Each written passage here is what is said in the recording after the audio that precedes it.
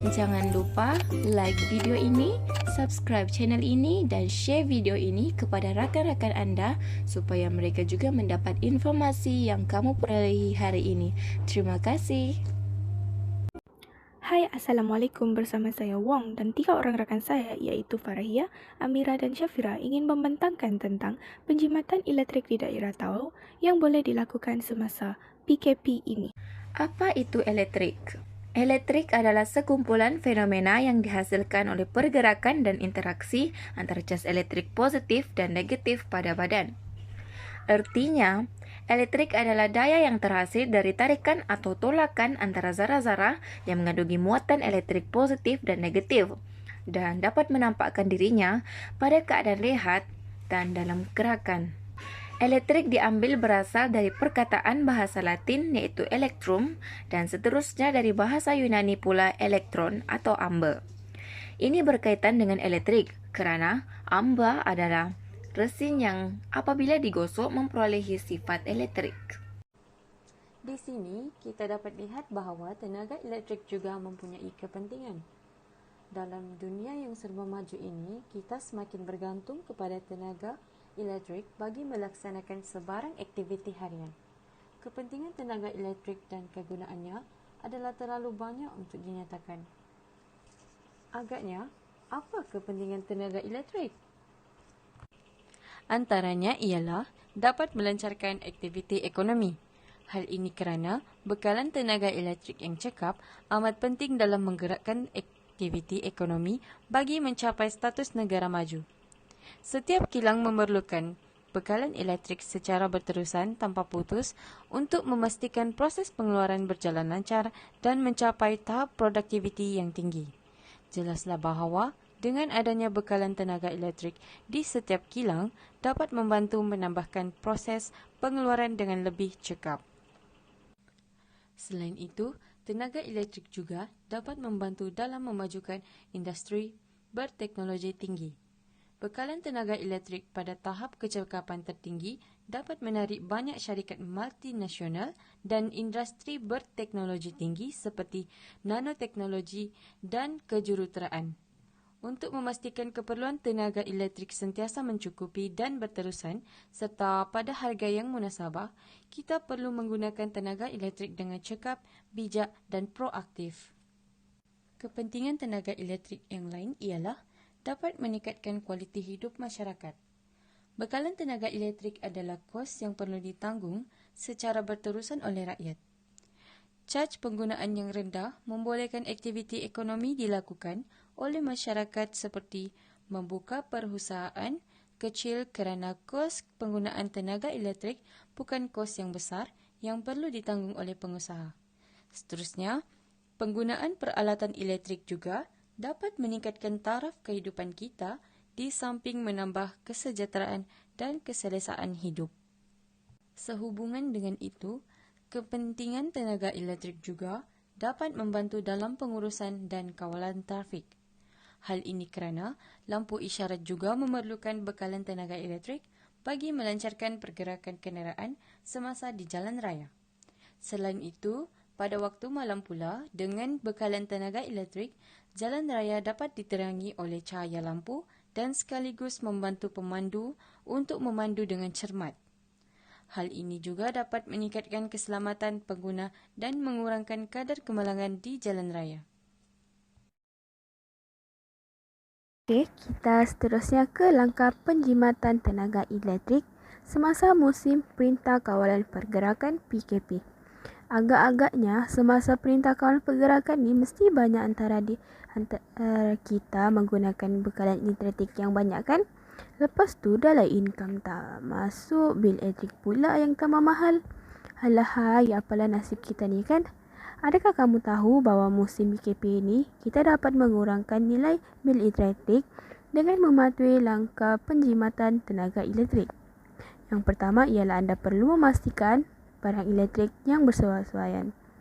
Perkara asas yang paling penting untuk memastikan tidak berlaku pembaziran elektrik secara berlebihan, pastikan peralatan elektrik yang digunakan adalah sesuai dari segi spesifikasi saiz, kapasiti, kuasa dan penggunaan tenaganya.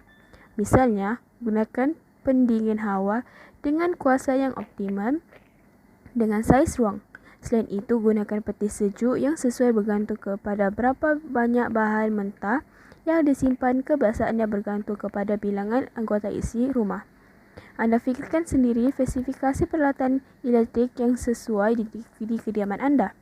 Ingat, peralatan dengan spesifikasi terlalu tinggi akan menyebabkan pembaziran elektrik, manakala spesifikasi terlalu rendah akan menyebabkan beban dan penggunaan elektrik yang tinggi. Maka, carilah yang optimum dan sesuai dengan keperluan dan kediaman anda. Langkah kedua ialah anda perlu memastikan penggunaan peralatan elektrik yang betul. Untuk memastikan kurangnya pembaziran tenaga elektrik, peralatan elektrik perlulah digunakan dengan cara yang betul, seperti mana spesifikasinya. Sebagai contoh, mesin basuh yang mempunyai kapasiti 10 kg, maka pastikan berat pakaian hendaklah dibasuh tidak melebihi berat tersebut. Penghawa dingin jika ditetapkan pada suhu terlalu rendah akan menyebabkan penggunaannya tenaga elektrik yang tinggi. Walhal, jika tetapkan suhu pada suhu 25 hingga 27 darjah Celsius pun sudah memadai. Peti sejuk jika terlalu kerap dibuka dan ditutup juga akan menyebabkan pembaziran tenaga.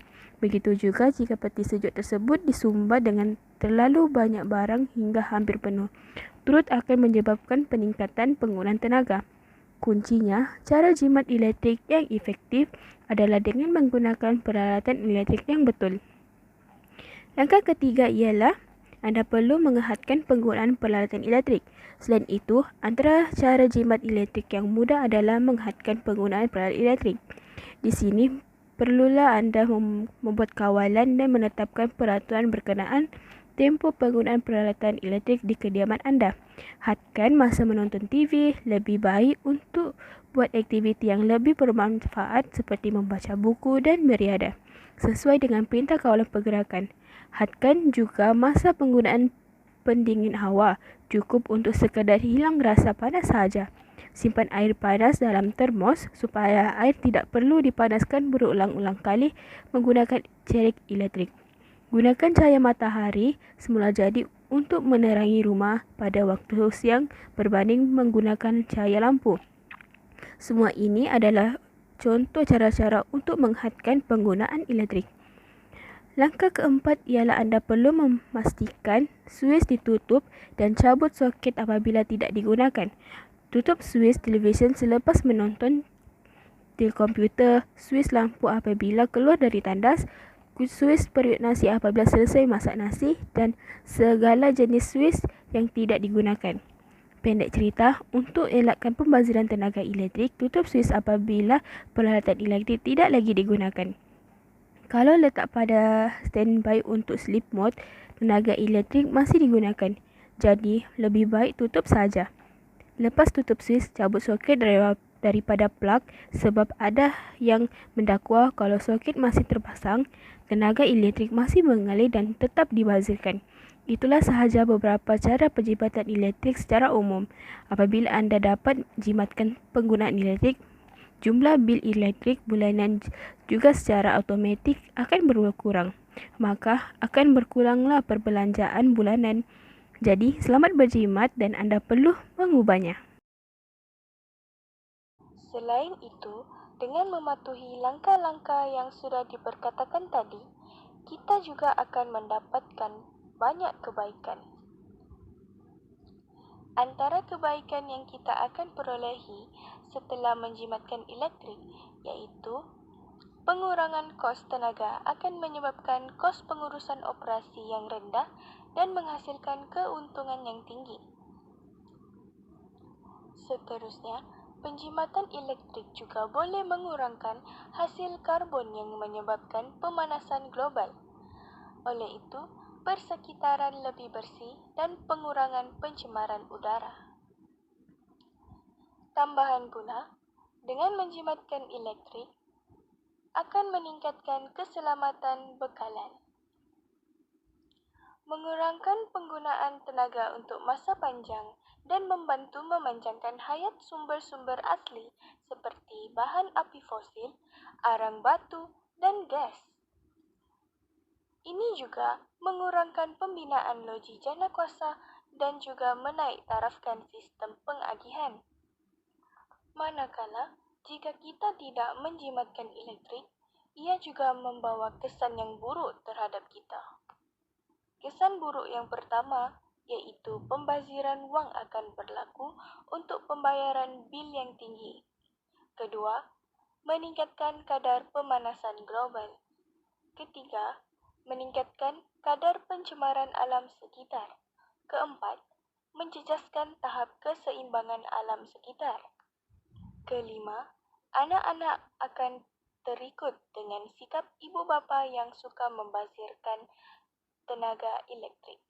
Keenam, memendekkan lagi jangka hayat peralatan dan sambungan-sambungan elektrik di rumah ataupun pejabat. Oleh itu, marilah sama-sama kita menjimatkan elektrik agar kita terhindar daripada kesan-kesan buruk yang telah saya perkatakan tadi. Oleh